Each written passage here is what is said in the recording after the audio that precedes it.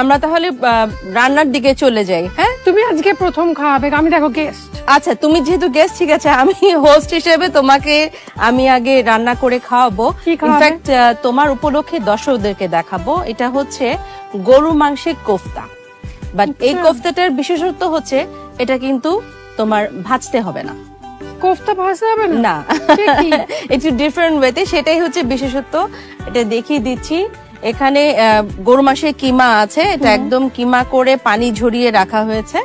একটা মিহি কিমা হয় আর একটা হয় একটু মাংস মাংস থাকবে। মাংস কিমা। থাকে, হ্যাঁ। ওই মাংস কিমাটা কিন্তু কিমার ঘুগনি বা কিমা কারি বা কিমা ফ্রাই এগুলো তো খুব ভালো যায়। কাবাবের জন্য অবশ্যই যদি কাবাব বানাতে চান তাহলে কিন্তু একটু ফ্যাট চপ করে দিতে বলবেন, ফ্যাট ফ্রি নেবেন না। এটা কিন্তু তাই নেওয়া হয়েছে, একটু ফ্যাট আছে, দেখো সাদা সাদা দেখতে পাচ্ছ। ওই কোফতাতে কি হবে, ভেতরটাকে ময়েশ্চার দেবে, বা কাবাবকেও ভেতর থেকে একটা ময়েশ্চার দরকার হয়। বাইরে থেকে তো আমরা ঘি ব্রাশ করছি, কিন্তু ভেতর থেকে ময়েশ্চারটা, চর্বির আলাদা টেস্ট।